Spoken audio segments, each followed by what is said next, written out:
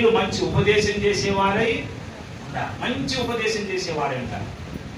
సామెతలు ఉన్న 31వ అధ్యాయంలో ఉన్న స్త్రీ తన నోరు తెరిచి కృపగల ఉపదేశం చేసినట్టు, తన నోరు తెరిచి తన కుటుంబానికి, తన భర్తకి, పిల్లలకి కృపగల ఉపదేశం చేసింది. అలా మంచి ఉపదేశం చేసే ఆ స్త్రీ ఉండాలి. అయితే ప్రముఖంగా దేవుని వాక్యము దూషింపబడకుండునట్లు యవ్వన స్త్రీలు తమ భర్తలకు లోబడి ఉండాలి.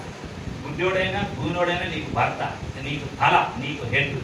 తాగుబోతోడైనా నీకు హెడ్, తిరుగుబోతోడైనా నీకు హెడ్, మాట వినోడైనా హెడ్, కొట్టేటోడైనా హెడ్డే, తిట్టేటోడైనా నీకు హెడ్డే. అయితే నువ్వేం చేయాలంటే నువ్వు ఆయన్ని చూడు, నువ్వు దేవుని వాక్యాన్ని చూడాలి. దేవుని వాక్యం దూషించబడకుండానట్లుగా నువ్వు ఏం చేయాలి? లోబడాలి.